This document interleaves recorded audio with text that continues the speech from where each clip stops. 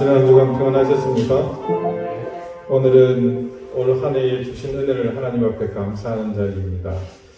우리 한 해 동안 베풀어 주신 은혜를 생각하면서 하나님 앞에 이 시간 함께 예배 드렸으면 좋겠습니다.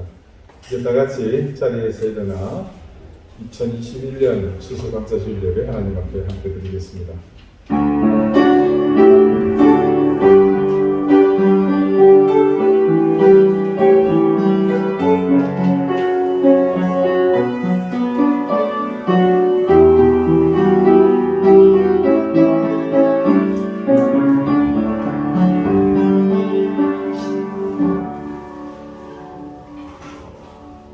왕이신 나의 하나님이여, 내가 주를 높이고 영원히 주의 이름을 송축하리이다. 내가 날마다 주를 송축하며 영원히 주의 이름을 송축하리이다.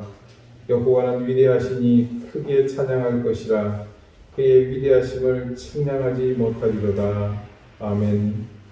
우리 인생의 토지에 다양하고 풍성한 곡식을 주셔서 부족함 없도록 넘치게 추수하게 하신 하나님의 은혜를 감사드립니다.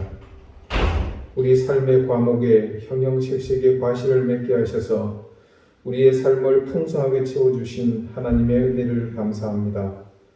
오늘 우리는 우리 인생에게 베푸신 하나님의 사랑과 우리의 삶에 넘치게 채워주신 하나님의 말로도 할 수 없는 은혜와 사랑을 찬미합니다.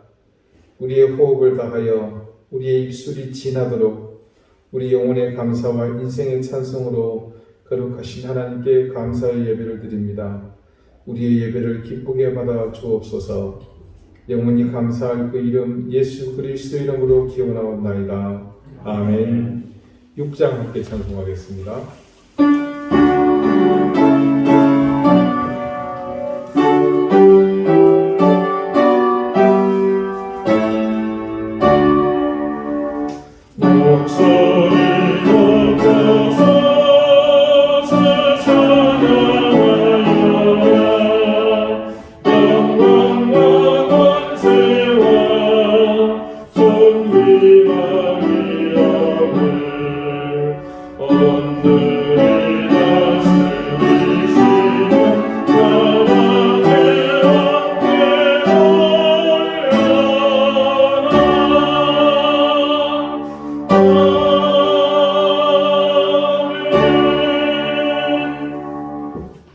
이제 다 함께 참여의 기도를 드리겠습니다.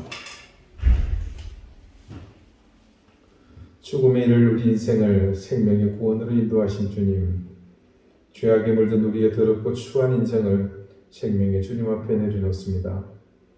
썩어지고 멸망할 세상의 가치와 규리를 쫓아 천지를 봉간하지 못하며 어지러이 흩뿌려 놓은 우리의 모든 죄의 씨앗들이 우리 속에서 뿌리 내리고 자라고 있습니다. 우리를 욕심과 욕망에 눈물게 하여 참된 진리와 영원한 생명의 삶을 도외시하며 살게 했습니다. 작은 일에도 분노하며 불편을 참지 못하고 양보하지 못하고 짜증내며 비판하며 정죄하는 일로 우리를 이끌었습니다. 점차 우리 속에 따뜻한 사랑과 위로는 힘을 잃어갔고 용서하는 일은 상상도 할 수 없었습니다. 내 한 몸, 내 인생, 내 소유에만 몰두하며 타인을 돌아보지 않는 나만의 시간들이었습니다. 주님, 강팍하기를 띄었고 메마른 사막 같기만 한 이 삶을 더 이상 방치하지 않게 해주십시오. 이 더럽고 추한 삶의 껍데기를 벗어버리고 거룩한 주님을 다시 바라보게 해주십시오. 이제는 하나님과 나만이 아는 죄를 생각하며 계속해서 침묵 가운데 참여의 기도를 드립니다.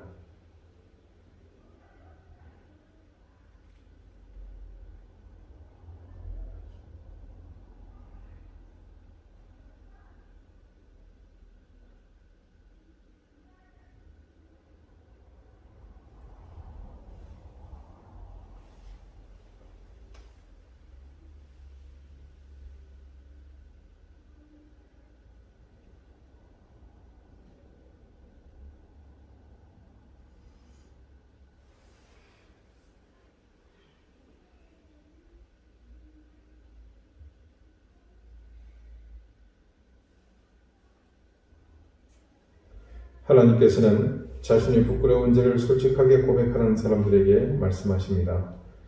내가 너희에게 이르노니 이와 같이 죄인 한 사람이 회개하면 하늘에서는 회개할 것 없는 의인 아합으로 말미암아 기뻐하는 것보다 더하리라. 아멘. 이제는 사도신경으로 우리의 신앙을 고백하오니 나는 전능하신 아버지 하나님 천지의 창조주를 믿습니다. 나는 그의 유일하신 아들 우리 주 예수 그리스도를 믿습니다. 그는 성령으로 잉태되어 동정녀 마리아에게서 나시고 본디오 빌라도에게 고난을 받아 십자가에 못 박혀 죽으시고 장사된 지 사흘 만에 죽은 자 가운데서 다시 살아나셨으며 하늘에 오르시어 전능하신 아버지 하나님 우편에 앉아 계시다가 거기로부터 살아있는 자와 죽은 자를 심판하러 오십니다. 나는 성령을 믿으며 거룩한 공교회와 성도의 교제와 죄를 용서받는 것과 몸의 부활과 영생을 믿습니다. 아멘. 자리에 앉으시기 바랍니다. 이제 다 함께 성시를 교독하겠습니다. 성시는 교독문 106권 감사절 2입니다.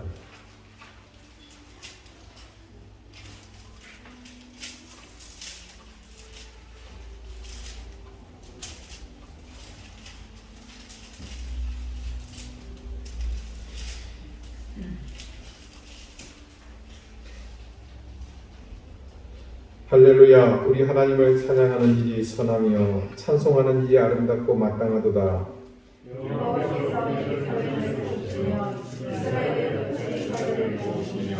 상심한 자들을 고치시며 그들의 상처를 싸매시는도다.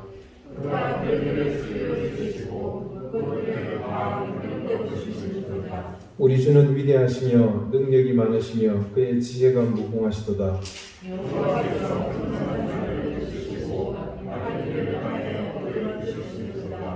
감사함으로 여호와께 노래하며 수금으로 하나님께 찬양할지어다.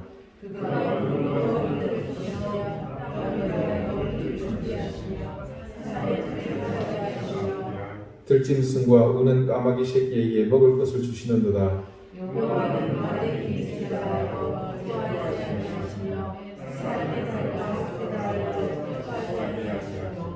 여호와는 자기를 경외하는 자들과 그의 인자하심을 바라는 자들을 기뻐하시는도다. 아멘. 다 같이 기도드리겠습니다. 은혜로우신 하나님, 오늘 하나님 앞에 우리에게 베푸신 은혜를 감사하는 추수감사 예배를 드리게 하심을 감사드립니다. 세월에 밀려 우리의 의지와 상관없이 시간은 흘렀지만 그 시간 동안 하나님의 은혜와 사랑은 우리 삶의 모든 곳에 풍성한 결실과 체험으로 동행해 주셨습니다. 삶에서 한 번도 하나님의 은혜를 손꼽아 보지 못했기에 우리는 늘 우리에게 부어주시는 하나님의 은총을 알지 못한 채 결핍에 대한 불평만 가득했었습니다. 그런 우리의 부족함에도 하나님께서는 변함없이 부으시고 채우심으로 우리가 하나님의 자녀라는 사실을 만들어 주셨습니다. 오늘 이 감사의 예배를 드리며 우리 삶에서 시도해 보지 않은 것들을 생각하며 이제 하나님을 향해 마땅히 선택하고 결단해야 할 것들을 다짐하게 해 주십시오. 일상을 늘 하나님의 은혜를 계수하는 삶이 되게 하시고 우리를 절망하게 만드는 모든 결핍과 비교도 할 수 없는 엄청난 하나님의 사랑을 매 순간 발견하는 삶이 되게 해 주십시오. 코로나 팬데믹으로 인해 지금 세상은 역대 가장 큰 결핍을 온몸으로 느끼지만 그 가운데 더 큰 하나님의 은혜가 있음을 기억하며 이 위기와 환난에 우리를 방치하는 것이 아니라 더 큰 은혜를 소망하는 우리 되게 해 주십시오. 세상을 비관하며 남의 탓을 하기보다 내가 해야 할 의무와 책임에 더 관심을 갖게 하시고 나보다 부유한 사람을 향한 부러움보다 어려운 형편 가운데 있는 낮은 곳을 향해 눈을 돌리게 해 주십시오. 우리가 올바른 믿음과 정직한 신앙을 갖추고자 했음은 그의 세상에서 교회가 왜 필요한지 이유를 묻는 사람들에게 우리가 그 대답이 되고자 함이었습니다. 물질을 쫓아, 힘을 쫓아, 권력을 쫓아 쇠속화되어 하나님이 아닌 또 다른 대상을 하나님으로 떠받드는 교회가 되지 않기 위해서였습니다. 부디 우리의 이런 소망이 힘없이 무너지지 않게 하시고 어려운 지난 세월 동안 버티고 지켜온 우리의 교회됨이 옳았다고 자부할 수 있게 해주십시오. 재판 결과에 따라 이제 저희는 새로운 전환점을 맞게 되었습니다. 이 모든 상황을 이끄신 하나님의 뜻에 겸손히 따르게 하시고 더욱 하나님의 뜻을 깨달아 그 길에 순복하는 우리 되게 해주십시오. 우리가 할 수 있는 모든 것을 다 감당했으니 이제 하나님께서 일하시고 하나님의 뜻을 온전히 세워가심을 기다리겠습니다. 부디 우리의 무지함을 깨닫게 하셔서 그 결과를 통해 하나님의 뜻을 더 깊이 알게 해주십시오. 미얀마의 부르짖는 고통이 묻히지 않게 해주십시오. 아프가니스탄에서 울부짖는 통곡 소리에 하나님 국제사회가 귀 기울이게 해주십시오. 종교의 이름으로 자행되는 온갖 악행이 멈추게 해주시옵소서. 코로나 팬데믹 속에서 위협을 극복하지 못하는 후진국들을 불쌍히 여겨주십시오. 주님, 양재홍 집사, 최보중 집사, 연로하신 교회의 어른들, 우리 교우들 가운데 질병으로 고통받는 모든 이들의 건강을 회복시켜 주시고 평강의 은혜가 늘 교우들 가정 가운데 함께하게 해주십시오. 이 어려움 속에서 위협받는 생업의 현장을 하나님께서 지켜주시고 늘 굳건히 붙드신 하나님의 은혜가 우리와 함께하고 있음을 매 순간 의심치 않고 확신하며 하나님께 나가게 해주십시오. 오늘 이 예배를 통해 하나님께서 우리에게 주실 은혜를 사모하며 이 예배를 위해 애쓰고 수고한 모든 손길들 가운데 하늘의 큰 은혜와 신령한 복을 더해 주십시오. 감사드리오며 예수 그리스도 이름으로 기도하옵나이다. 아멘.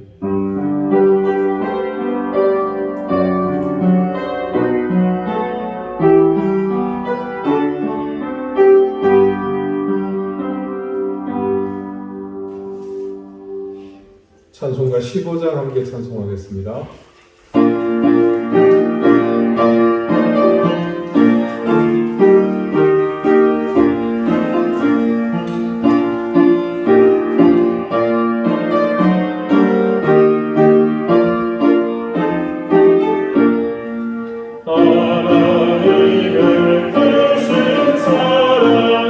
하늘에서 내리서 우리 마음을 합창해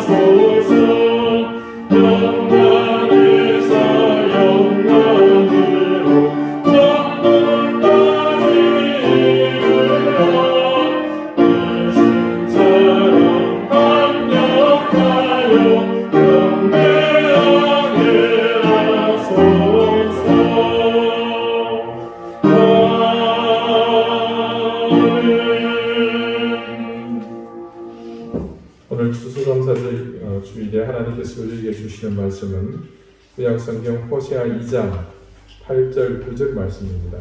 약 1257쪽입니다.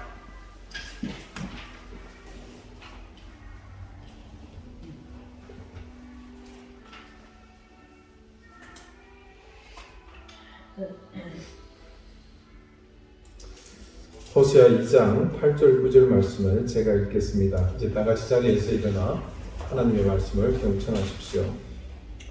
곡식과 새 포도주와 기름은 내가 그에게 준 것이요 그들이 바알을 위하여 쓴 은과 금도 내가 그에게 더하여 준 것이거늘 그가 알지 못하도다.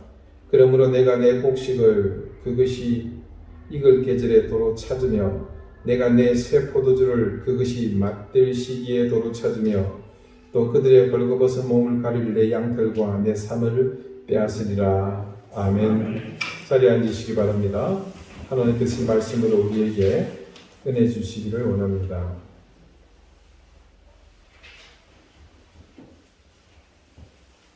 우리 교회가 지금 진행하고 있는 전체 교회를 상대로 한 성경 공부는 이재철 목사님의 저서 3가지를 교재로 하고 있습니다. 제일 먼저는 이미 대부분 수료하신 새신자반입니다. 그리고 이 새신자반을 수료하신 분을 대상으로 이른바 성숙자반, 심화과정을 이어집니다. 그리고 마지막이 사명자반입니다. 사명자반을 수료하신 분은 지금 여기에는 한 분이 계시네요. 신앙에 대한 올바른 개념을 학습하고 또 이제 참된 의미의 신앙인으로 성숙해진 분들은 그 성숙해진 신앙을 단지 개인의 전유물로 여겨서는 안 됩니다. 내가 하나님으로부터 구원받고 하늘나라의 시민이 되었다는 것을 제대로 알고 큰 은혜를 받았다면 그때부터 우리는 그것이 우리의 전유물로 그치는 것이 아니라 그것을 전하는 우리에게는 그런 이 사명이 주어지게 됩니다. 그런 의미에서 우리는 모두가 사명자인 셈입니다. 그래서 그 3번째 이 사명자반의 강의는 그런 내용을 기초로 해서 말씀이 우리에게 가르쳐주는 사명자의 삶을 발견하고 또 성경 속의 위대한 신앙의 선배들이 어떻게 그런 사명을 가지고 사명자로 살았는지 또 우리의 신앙이 어떻게 그런 사명자의 삶으로 이어져야 하는지를 가르쳐주는 내용입니다. 이 사명자반의 4가와 5과는 복음과 이 사명자 행전의 10가지 연결고리에 관한 내용으로 구성되어 있습니다. 복음과 사명자 행전의 연결고리라는 말의 의미는 이 복음서의 최종 결론을 이 저자인 이 목사님은 요한복음 마지막 21장이라고 주장하시는 데 기인합니다. 그래서 이 복음서의 결론에 이 복음이 지향하는 바를 반드시 우리에게 가르쳐주고 있는 것을 알 수 있습니다. 이 복음서를 끝으로 이어지는 말씀이 바로 교회의 기원을 말하는 사도행전입니다. 복음이 이 땅에 예수 그리스도를 통해 내려온 뒤에 그 복음을 알고 받아들인 사람들이 주님의 이름으로 세상에 흩어졌습니다. 그 모든 일은 바로 사명자들을 통해 이루어진 인류 역사의 대장정인 셈입니다. 그들을 통해 그렇게 교회가 세워졌고 그들을 통해 복음이 세상에 전파되었습니다.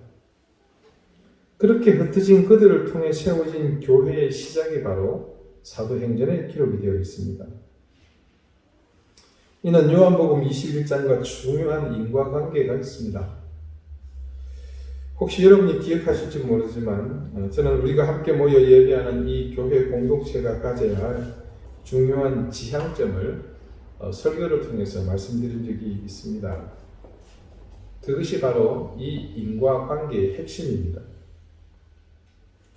복음, 말씀이 먼저 있고 그 다음에 교회가 세워져야 한다는 대원칙입니다. 이 순서가 지켜지지 않으면 교회는 참된 교회로서의 정체성을 잃어버리기 쉽습니다. 이런 현상은 가끔 어떤 특정한 교회에서만 나타나는 것이 아니라 오늘날 대부분의 교회에서 찾아볼 수 있는 그런 현상이 되어버렸습니다. 이런 교회는 지극히 성경적이지 않습니다. 왜냐하면 성경 말씀이 분명하게 가르쳐주고 있는 이런 말씀과 교회 간 인과관계의 중요성을 간과하고 있기 때문이죠. 그래서 그런 인과관계를 무시하고 순서를 바꿔 교회가 먼저 그 다음이 말씀이라면 그런 교회는 반드시 말씀보다 우선하는 가치가 있기 마련입니다. 그 가치는 바로 말씀보다 먼저 세워져야만 했던 아마 그들 나름의 중요한 이유일 것입니다. 그렇게 세워진 교회는 반드시 그 가치를 중심으로 모든 것이 결정되고 나아갈 뿐 말씀은 그저 부차적인 순서가 될 뿐입니다. 그래서 이런 교회가 바른 교회가 될 수 없다는 것은 지금 여러분의 신앙상식으로도 충분히 이해할 수 있으실 겁니다. 그런데 상당수의 교회가 그 순서를 중요시하지 않고 여기저기서 세워졌고 지금도 세워지고 있습니다. 그래서 지난 19년 5월부터 저는 그런 점을 교회의 중심 과제로 선포했고 우리 교회는 말씀이 먼저 세워지는 그래서 바른 가치를 지향하는 교회가 되어야 함을 여러분께 역설했습니다. 19년 5월 12일자 주일 설교 말씀의 한 부분입니다. 18년 연말에 이재철 목사님 네 분을 쳐다뵙게 된 것은 우선 목회 선배로서 힘들고 고된 100주년 기념교회를 끝으로 목회 예정을 마치신 것에 대한 위로와 축하를 위해서였습니다. 그리고 그것에 대해 한 가지는 언제나 그랬지만 제 목회 인생에서 그리고 저의 인생에서 중요한 전환점이 되는 때에 실제로 또 우리 교회가 앞으로 어떤 방향으로 나가야 할 것인지에 대한 그분의 해안을 구하기 위함이었습니다. 그때 이 목사님은 제게 이 사명자반 책의 내용을 힘주어서 말씀하셨습니다. 그것은 자신의 개인의 어떤 경험이나 목회 현장에서 획득한 것이 아니라 오로지 말씀 속에 있는 내용을 그대로 제게 설명해 주신 것이었습니다. 필립 아빠, 성경의 순서를 잘 봐요. 복음서가 먼저 기록되어 있고 그리고 그 다음에 사도행전이 있어요. 그게 무슨 뜻이겠어요? 복음이 먼저 있고 즉 말씀이 먼저 있고 나서 그 다음에 교회가 세워졌다는 말이에요.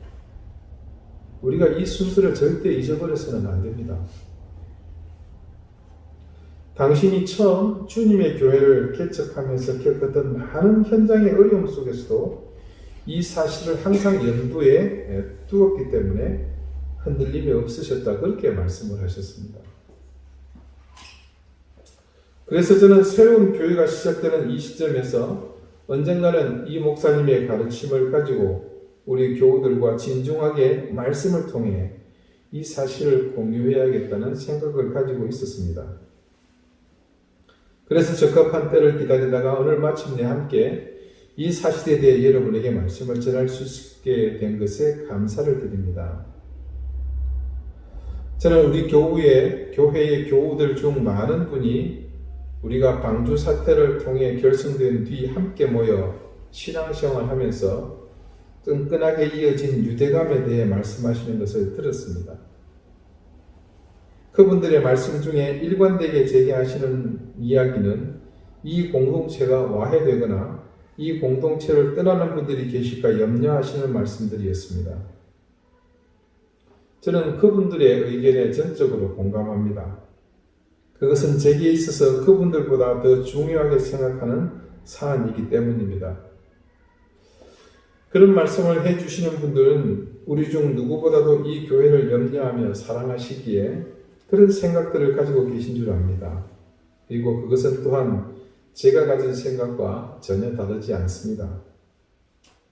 그런데 우리가 여기서 분명하게 생각해야 할 것이 있습니다. 바로 이 성경 말씀이 기록되어 있는 순서에 담겨 있는 교회의 복음, 즉 말씀과 교회의 상관관계입니다. 어쩌면 이 시기는 우리에게 다른 어느 때보다도 강력한 유혹이 있을 수 있는 때입니다. 그래서 이때 그 근본이 흔들리지 않도록 더욱 이 사실 앞에 충실해야 합니다. 그것은 앞으로 우리 교회가 이 땅에 뿌리를 온전히 내리고 싹이 나고 줄기가 돋아 자라고 든든한 나무가 되기까지, 그래서 미래의 우리 교회가 어떤 교회가 될 것인지에 대한 시작점이 될 중요한 시기이기 때문입니다.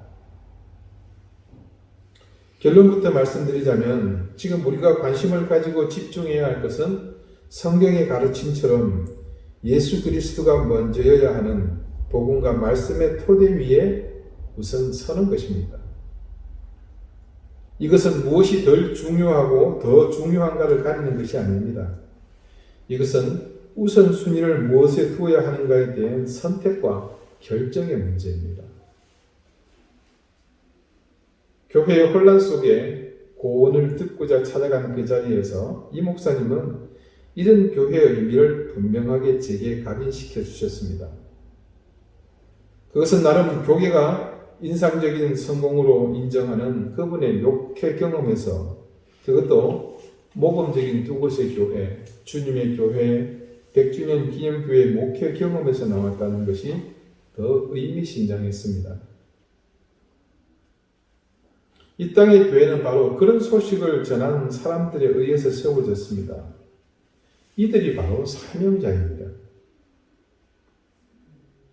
그런 내용을 담고 있는 이 사명자반의 사과와 오가에서 복음서의 결론 부분, 즉 요한복음 21장에서 사명자 행전, 그리고 교회의 태동을 증언하는 사도행전으로 이어지는 연결고리를 찾는 것은 참 유의미한 일입니다. 그 가운데 8번째 연결고리 편의 내용을 잠시 소개합니다. 이 단락에 해당 본문은 요한복음 21장 10절, 11절에 관한 내용으로서 사명자라면, 그러니까 주님의 말씀을 바로 듣고 깨닫고 또 그것을 통해 성숙한 사람이라면 주님의 은혜를 날마다 헤아려야 합니다라는 제목입니다. 요한복음 21장 10절, 11절 말씀입니다. 예수께서 이르시되 지금 잡은 생선을 좀 가져오라 하시니 시몬 베드로가 올라가서 그물을 육지에 끌어올리니 가득히 찬 큰 물고기가 153마리라.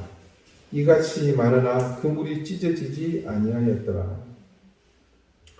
이 말씀의 배경을 잠깐 설명드리자면, 예수님께서 십자가에 죽으시고 장사한 지 사흘째 되는 날 다시 살아나셨습니다.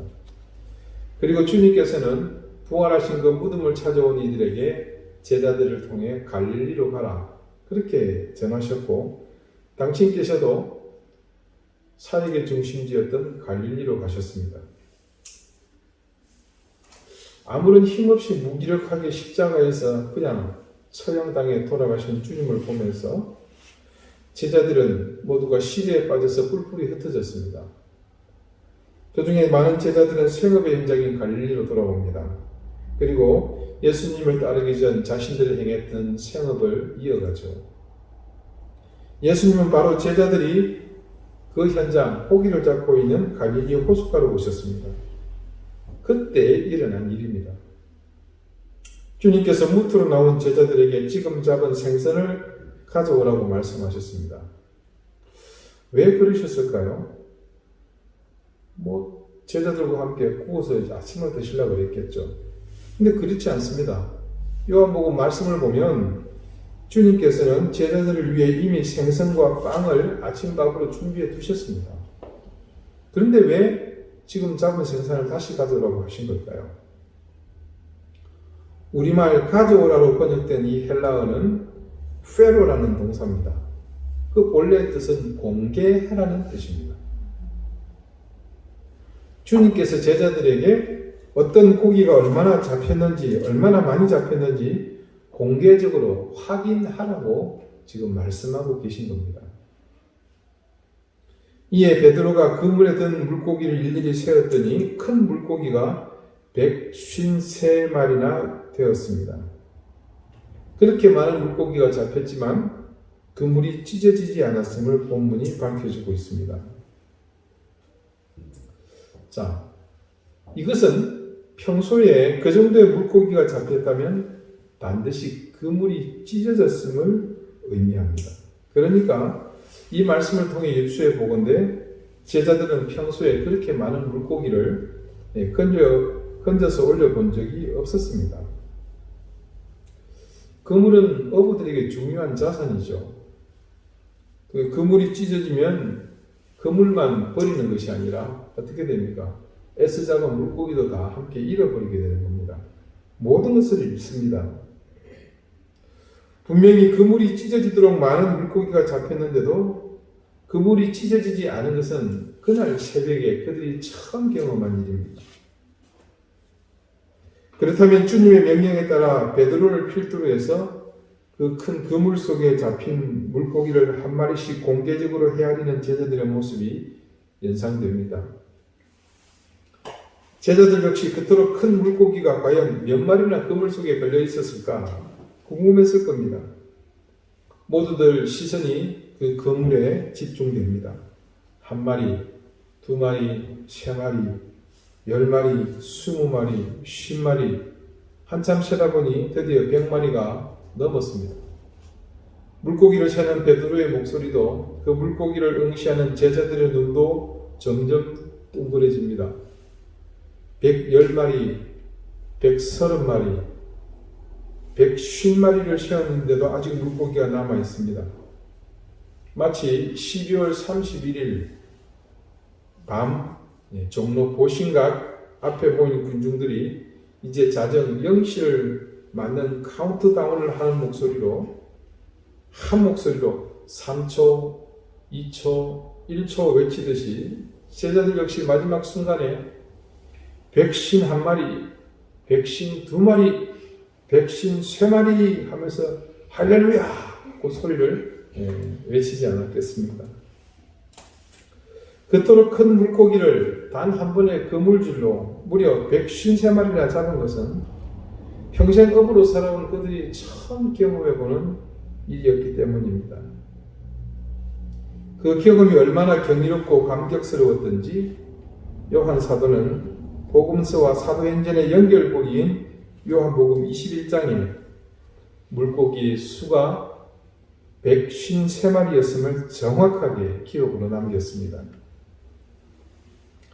그 숫자는 주님께서 그들에게 베풀어 주신 은혜의 상징이었고 그 이후 사도행전 삶을 살면서 그 어떤 역경도 극복하게 해주는 원동력이 되었습니다. 중요한 사실은 그때 제자들이 물고기의 수를 직접 세어 보았기 때문에 주님의 그 크신 은혜를 확인할 수 있었습니다. 그리고 그 은혜를 힘입어서 사명자 행전의 삶을 일구어 갈 수 있었다는 것입니다. 주님께서 제자들에게 페라, 공개적으로 그 물고기를 확인시키신 까닭이 거기에 있었습니다. 그림을 아는 사람이 미술관의 그림을 볼 때 이해의 폭이 더 넓습니다. 그처럼 음악을 아는 사람도 마찬가지입니다. 그처럼 주님의 은혜는 헤아려 보는 사람이 더욱 크고 많이 누리게 됩니다. 주님께서 아무리 많은 은혜를 내려주셔도 주님의 은혜를 은혜로 헤아려 보지 않으면 은혜에 둔감해지게 되고 결국 은혜와 무관한 사람이 되고 맙니다. 출애굽한 지 40년 만에 이스라엘 백성을 드디어 가나안 서쪽 모압 평지까지 인도한 모세는 애굽을 출발해서 모압 평지에 이르기까지의 여정을 민수기 33장 1절에서 49절에 기록했습니다. 그 가운데 3절부터 14절까지의 내용만 잠깐 한번 살펴보겠습니다. 그들이 첫째 달 15째 날에 람셋을 떠났으니 곧 6월절 다음 날이라. 이스라엘 자손이 애굽 모든 사람의 목전에서 큰 권능으로 나왔으니 애굽인은 여호와께서 그들 중에 치신 그 모든 장자를 장사하는 때라. 여호와께서 그들의 신들에게도 벌을 주셨더라. 이스라엘 자손이 람셋을 떠나 숫곳에 진을 치고 숫곳을 떠나 광야 끝 에담에 진을 치고 에담을 떠나 바알스본 앞 비아히롯으로 돌아가서 믹돌 앞에 진을 치고 비아히롯 앞을 떠나 광야를 바라보고 바다 가운데를 지나 에담 광야로 사흘 길을 가서 마라에 진을 치고 마라를 떠나 엘림에 이르니 엘림에는 샘물 12과 종려 70굴과 있으므로 거기에 진을 치고 엘림을 떠나 홍해가에 진을 치고 홍해가를 떠나 신광야에 진을 치고 신광야를 떠나 독가에 진을 치고 독가를 떠나 알루스에 진을 치고 알루스를 떠나 르비딤에 진을 쳤는데 거기는 백성이 마실 물이 없었더라. 지금 말하고 있는 이 여정이 대체 어떤 여정이었습니까?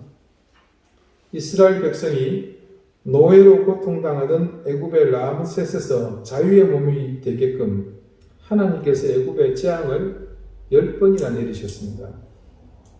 그러나 하나님께서는 그 재앙의 중요한 부분에 있어서는 이스라엘 백성이 비켜가게 하셨습니다.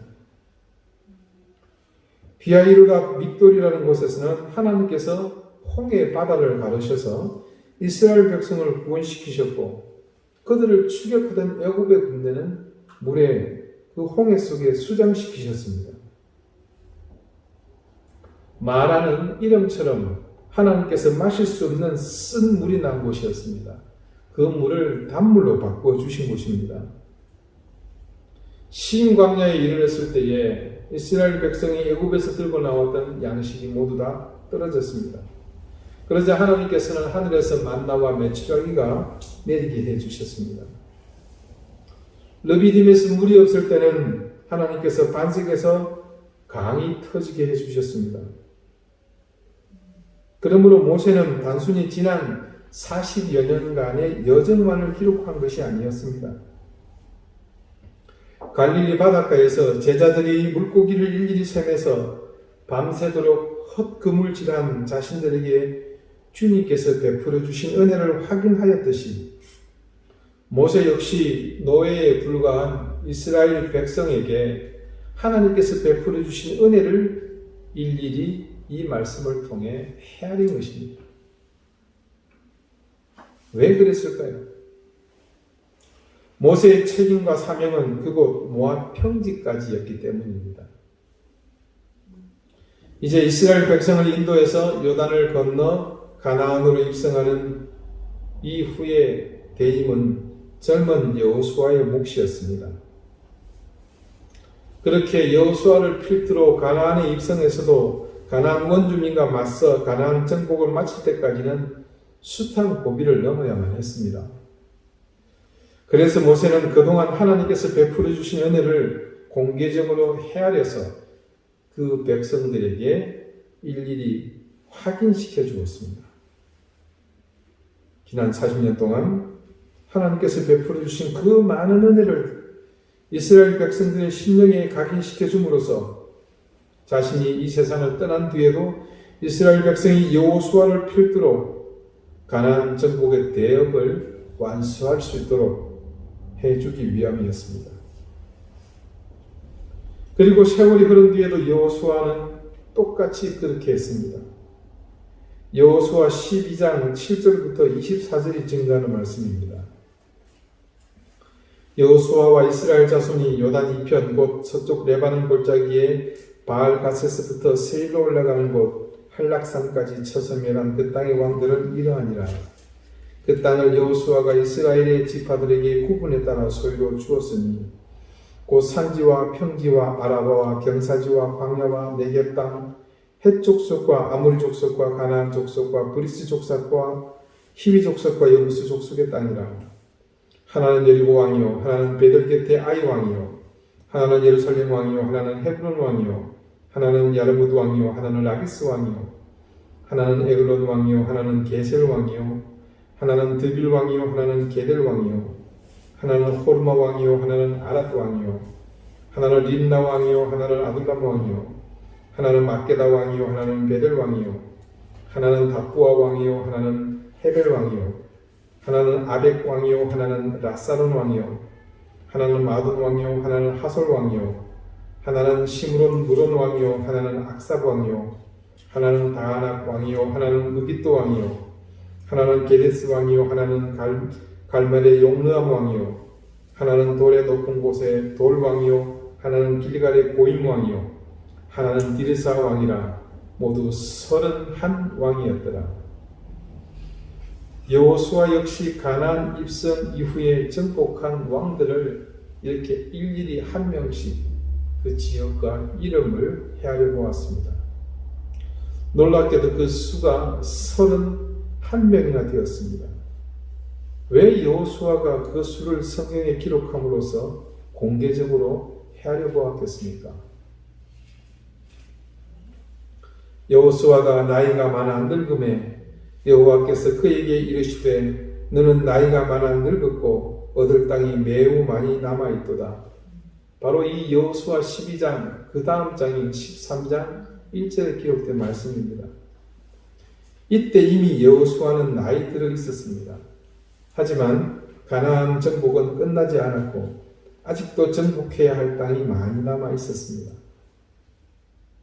여호수아는 모세를 본받아 그동안 하나님께서 베풀어 주신 은혜를 공개적으로 헤아려 확인시켜 줌으로써 자신이 떠난 뒤에 남은 이스라엘 백성이 가나안 정복의 대업을 완수할 수 있게 해준 것이었습니다. 부모님의 사랑을 헤아려 보지 않는 자식은 평생 부모의 사랑을 알지 못합니다. 우리가 언제 부모의 사랑을 절실히 깨닫습니까? 내 자녀를 양육하면서 알지 않습니까? 어떻게 알게 됩니까? 하나씩 그 자녀들과의 관계 속에서 우리가 헤아려 보지 않습니까? 그렇듯 삼위일체 하나님의 은혜를 헤아려 보는 사람만 그 은혜를 더 크게 누리고 그 은혜를 힘입어 어떤 역경과 고난 속에서도 사명자의 삶을 완수할 수 있습니다. 오늘 밤부터 잠자리 들기 전 하나님께서 우리에게 은총을 온종일 베풀어 주신 그 은혜를 5가지씩만 매일 헤아려서 일기장에 기록해 보십시오. 우리의 인생은 새로운 차원으로 반드시 진입할 것입니다. 자, 여기까지가 여러분 교재의 내용입니다. 정말로 큰 깨달음을 주는 그런 말씀이 아닌가 생각합니다. 지난주 8절과 오늘 9절에 이르는 말씀을 다시 한번 봅니다. 조금 전 하나님의 은혜를 헤아렸던 베드로와 모세 그리고 여호수아의 행동과 비교하면서 한번 같이 읽어봅시다. 곡식과 새 포도주와 기름은 내가 그에게 준 것이요 그들이 바알을 위하여 쓴 은과 금도 내가 그에게 더하여 준 것이거늘 그가 알지 못하도다. 그러므로 내가 내 곡식을 그것이 익을 계절에 도로 찾으며 내가 내 새 포도주를 그것이 맛들 시기에 도로 찾으며 또 그들의 벌거벗은 몸을 가릴 내 양털과 내 삶을 빼앗으리라. 여기 이 말씀 속에서 하나님의 은혜를 제대로 헤아리지 않고 살았던 이스라엘 백성들의 결말이 어떠한지 분명히 전가하고 있는 것을 볼 수 있습니다. 자신들에게 주신 하나님의 은혜를 헤아릴 생각조차 하지 않았던 이스라엘 백성은 막연히 자신들의 수중에 있는 것에 대한 바른 이해가 없었습니다.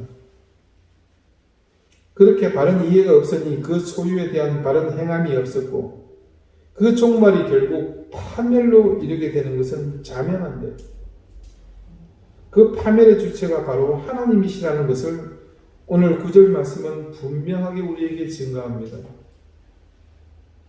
그러므로 내가 내 곡식을 그것이 익을 계절에 도로 찾으며 내가 내 포도주를 내 새 포도주를 그것이 맛들 시기에 도로 찾으며 또 그들의 벌거벗은 몸을 가릴 내 양털과 내 삶을 빼앗으리라.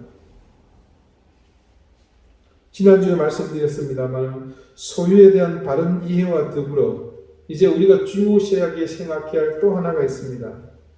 그것이 바로 그 소유를 주신 그분께 감사하는 것입니다. 그러기 위해서 반드시 거쳐야 할 것이 있다면 그것은 그 은혜를 계수하는 것, 헤아려 보는 것입니다. 하나님 주신 은혜를 헤아리는 것은 특별한 일입니다. 감사의 제사를 통해 내게 주신 하나님의 은혜를 깨닫고 하나님의 마음속에 담긴 나를 보는 것, 추수감사주일의 특별한 은혜입니다. 여러분에게 이 놀라운 은혜가 가득하시길 빕니다. 오늘 예배 마치고 가실 때 떡을 나눠드릴 겁니다. 그 떡 속에 함께 카드에 적어서 여러분에게 드린 말씀입니다.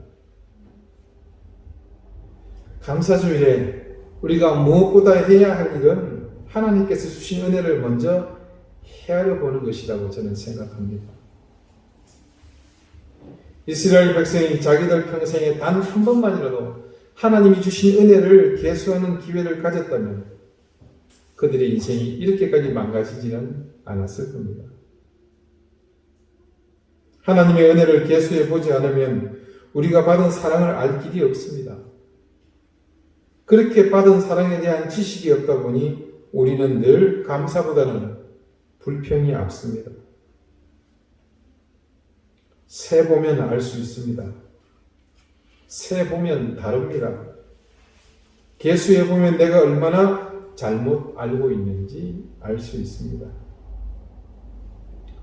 세상 모든 풍파 너를 흔들어 약한 마음 낙심하게 될 때에 내려주신 주의 복을 세어보아라. 주의 크신 복을 네가 알리라. 받은 복을 세어보아라. 크신 복을 네가 알리라. 받은 복을 세어보아라. 주의 크신 복을 네가 알리라. 세상 근심 걱정 너를 누르고 십자가를 등에 지고 나갈 때 주가 네게 주신 복을 세어라. 두려움 없이 항상 찬송하리라. 받은 복을 세어보아라. 크신 복을 네가 알리라. 받은 복을 세어보아라. 주의 크신 복을 네가 알리라. 세상 권세 너희 앞길 막을 때 주만 믿고 낙심하지 말아라.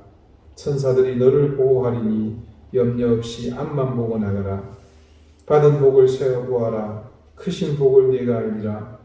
받은 복을 세어보아라. 주의 크신 복을 네가 알리라. 여러분, 오늘은 감사하는 날이 아니라 하나님이 주신 것을 찾고 그것을 세는 날입니다. 눈을 크게 뜨고 그리고 겸손함으로 여러분 삶의 궤적을 돌아보십시오. 성령께서 우리의 깨달음에 힘을 주시기를 기도하며 찬찬히 살펴보십시오. 그리고 여러분의 눈에 보이는 그 은혜를 여러분의 힘이 닿는 데까지 최선을 다해 세워보십시오. 기도드리시겠습니다. 하나님, 저희가 하나님이 주신 복을 세는 일에 열심을 내지 못했습니다.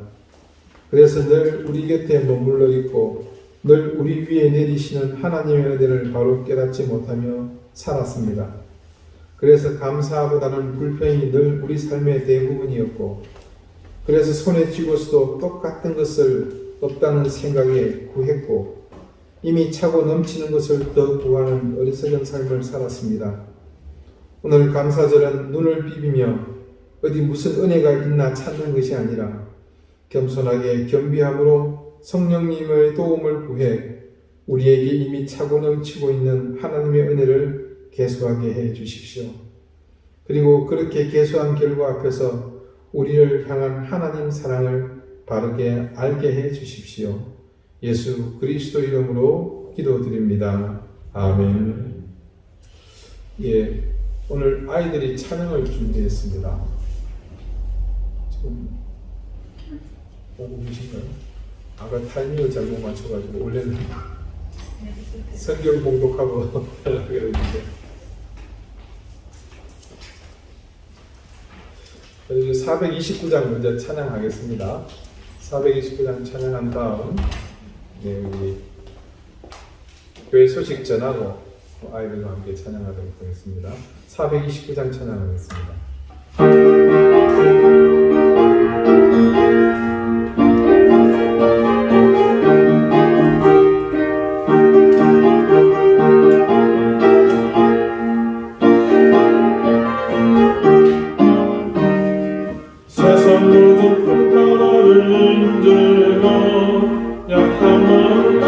하게 될 때에 내려주신 주의 복을 세어라 주의 크신 복을 내가 알리라 많은 복을 세어 보아라 주의 크신 복을 알리라 많은 복을 세어 보아라 주의 크신 복을 알리라 세상 너를 누리고 십자가를 등에 지고 나갈 때 주가 내게 주신 복을 세어라 두려움 없이 항상 찬송하리라 복을 세어보아라 주신 복을 내가 알리라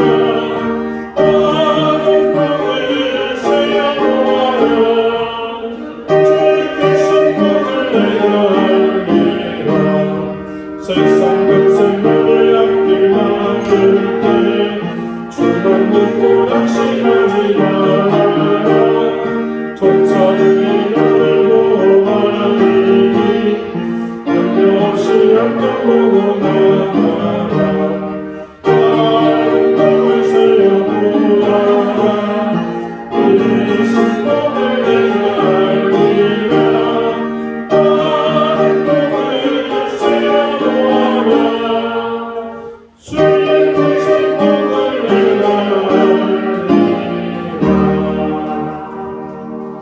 하나님, 우리에게 주신 크고 놀라운 은혜를 감사드립니다.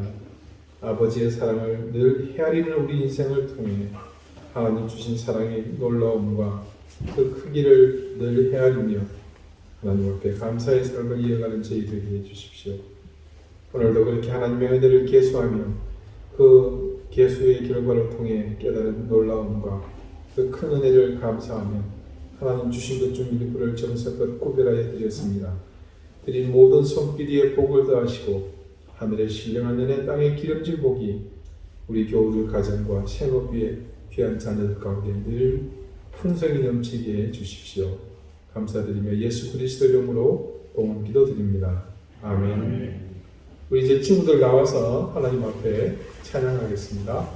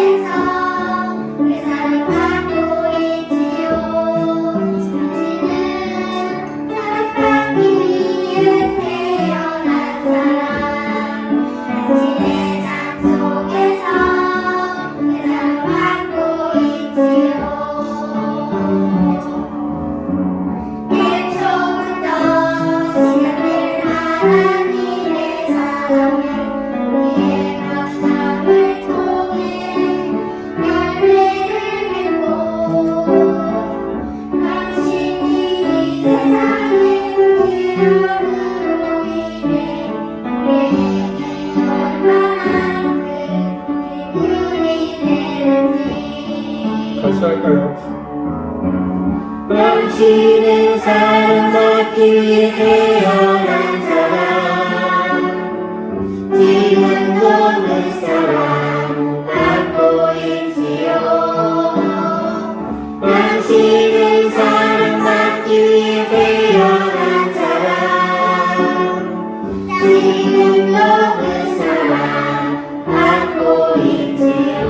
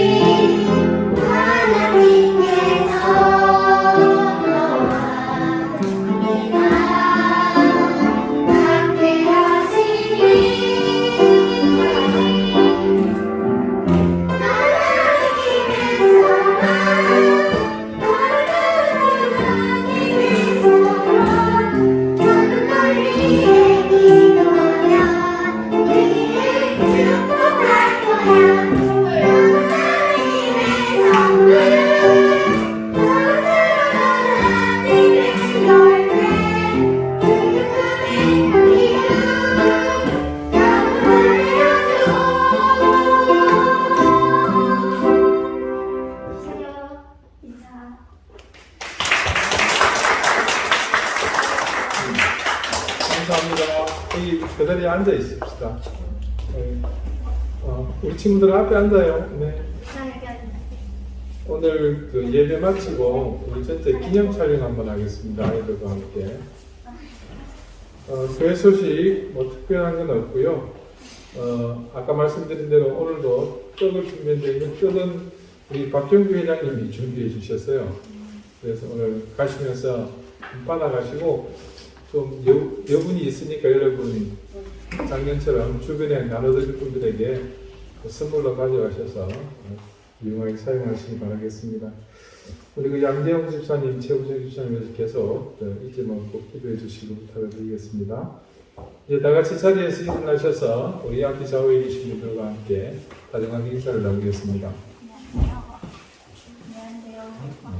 54장 함께 찬송합니다.